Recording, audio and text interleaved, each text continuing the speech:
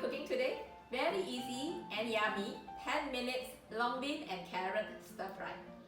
So we will need long bean, carrot, onion, garlic and oyster sauce. For my vegetarian friend, you can change it with mushroom sauce or soya sauce or plain salt and pepper. Still very yummy. That's it. It's very fast, easy and healthy. The only part that I need more time is to julienne my carrot. But this is the best time for me to practice my knife skill. So that's it. Let's start.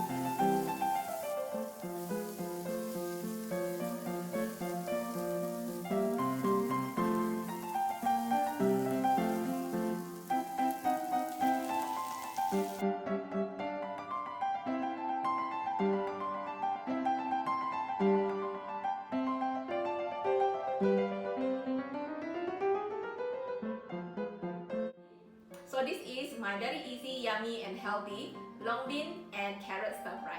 Hope you like this recipe and give it a try. Thank you so much for watching. Have an awesome day. Thank you. Bye bye.